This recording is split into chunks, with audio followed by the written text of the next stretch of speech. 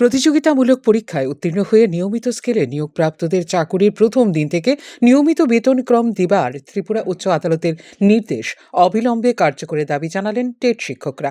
শনিবার আয়োজিত সাংবাদিক সম্মেলনে এ বিষয়ে জানতে গিয়ে চাকুরির প্রথম দিন থেকে নিয়মিত বেতনক্রমের দাবি নিয়ে দপ্তর এবং সরকারের কাছে বারবার যাওয়া সত্ত্বেও এক্ষেত্রে কোনো উত্তর না পাওয়ায় বাধ্য হয়ে মামলা করতে হয়েছে বলে জানিয়েছেন টেট শিক্ষকরা। এক্ষেত্রে রাজ্যের উচ্চ আদালতের আইনজীবীদের পাশাপাশি দেশের সর্বোচ্চ আদালতের আইনজীবীদের সঙ্গেও পরামর্শ করা হয়েছে বলে জানিয়েছেন টেট শিক্ষকরা। কর্মজীবনের প্রথম দিন থেকে রেগুলার পে স্কেল, কিন্তু দুর্ভাগ্যের হলেও সত্যি যে আমাদেরকে কর্মজীবনের প্রথম দিন থেকে রেগুলার পে স্কেল দেওয়া হয়নি। কারণ মূলত বামফ্রন্ট সরকারের 2001 এবং 2007 মেমোরেন্ডাম মূলে আমাদেরকে ফিক্স পেতে থাকতে হয়েছে।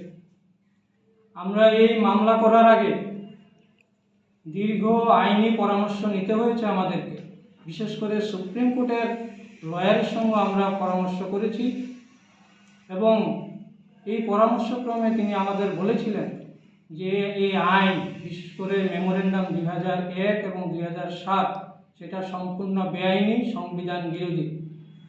পাশাপাশি আমরা আলোচনা করেছি রাজ্যের বরিষ্ঠ আইনজীবী পুরুষোত্তম রায় বর্মন, তারপরে আইনজীবী অরিজিৎ ভৌমিক মহোদয়ের সঙ্গে। তাদের পরামর্শক্রমে আমরা শেষ পর্যন্ত আইনি লড়াইয়ে যেতে বাধ্য হয়েছি, যদিও তার প্রেক্ষাপট ভিন্ন। কী কারণে আমাদের টিটিডিসি করতে হয়েছিল? TTTWA, TET teacher welfare association আছে, আমরাও ছিলাম সদস্য, কিন্তু তারা মূলত আইনি লড়াইয়ের পক্ষে ছিলেন না। আমরা বারবার করে বলেছি, সরকারের কাছে নিবেদন করেছি, ডিপার্টমেন্টকে আমরা ইন্টিমেশন দিয়েছি, কিন্তু বারবার সেখান থেকে আমরা প্রত্যাখ্যাত হয়েছি। আমরা কোনো ধরনের আশ্বাস পাইনি আমাদেরকে রেগুলার করা হবে।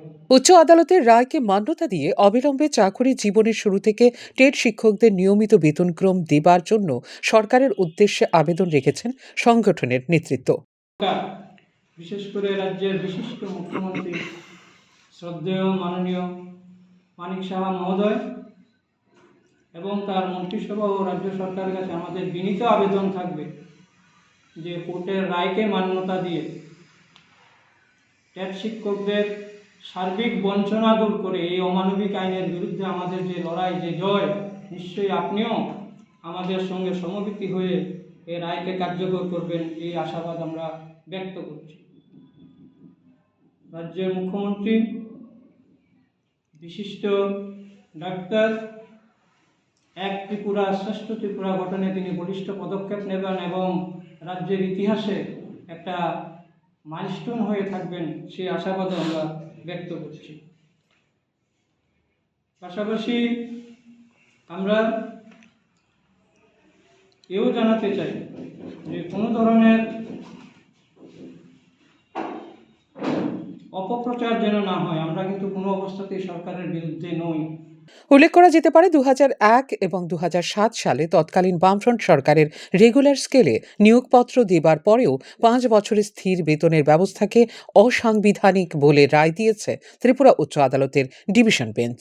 এক্ষেত্রে নিয়মিত স্কেলে নিয়োগপ্রাপ্তদের বকেয়া সহ অর্থ প্রদান সহ এক্ষেত্রে চাকুরি জীবনের প্রথম দিন থেকে নিয়মিত স্কেল দেবার নির্দেশ দিয়েছে ত্রিপুরা উচ্চ আদালত। আগামী 3 মাসের মধ্যে রায় কার্যকরের নির্দেশও দিয়েছে ত্রিপুরা উচ্চ আদালত। Bureau Report, News Now.